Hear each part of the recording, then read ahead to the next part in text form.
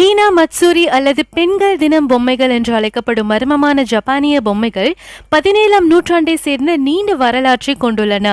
இந்த நுணுக்கமான வடிவமைக்கப்பட்ட பொம்மைகள் முதலில் சிறுமிகளுக்கான பொம்மைகளாகவும் நல்ல ஆரோக்கியம், மகிழ்ச்சி மற்றும் பாதுகாப்பை உறுதி செய்வதற்காக கடவுள்களுக்கு பிரசாதமாகவும் பயன்படுத்தப்பட்டன. இருப்பினும் விசித்திரமான நிகழ்வுகளும் துரதிர்ஷ்டங்களும் பொம்மைகளுடன் தொடர்புடையதாக இருக்க தொடங்கின. பொம்மைகளுக்கு தீய சக்திகளையும் துரதிர்ஷ்டங்களையும் உறிஞ்சும் சக்தி இருப்பதாக மக்கள் நம்பினர். ஆனால் சரியாக சிகிச்சை அளிக்கப்படாவிட்டால் அவை அவற்றின் உரிமையாளர்களுக்கு தீங்கு விளைவிக்கும் என்று நம்பினர். ஒரு புராண கதை ஹீனா மத்சூரி பொம்மையை பரிசாக பெற்ற ஒரு குடும்பத்தின் கதையை சொல்லுகிறது. பொம்மையை பெற்றுக்கொண்ட சிறிது நாட்களில் குடும்பத்தின் மகள் நோய்வாய்ப்பட்டார். மேலும் தாய் விசித்திரமான மற்றும் திகிலூட்டும் நிகழ்வுகளை அனுபவிக்க தொடங்கினார்.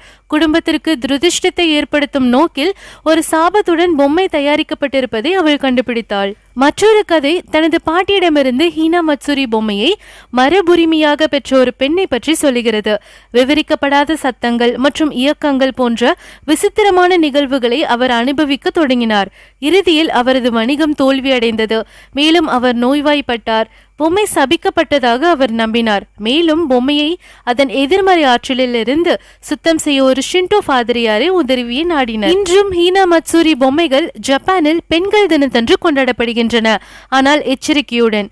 பொம்மைகள் சாபங்கள் என்று கூறப்படுவதை தவிர்க்க சிறப்பு கவனமும் தேவை என்று பலர் நம்புகின்றனர். மர்மமான ஜப்பானிய பொம்மைகளின் கதை மூட நம்பிக்கையின் சக்தியை, கலாச்சார மரபுகள் மற்றும் நம்பிக்கைகளை மதிப்பதன் முக்கியத்துவத்தை நினைவூட்டுகிறது. இது போன்ற மற்றும் பல சுவாரஸ்யமான விஷயங்களை தெரிந்து கொள்ள உடனே சப்ஸ்கிரைப் செய்யுங்கள். நன்றி, வணக்கம்.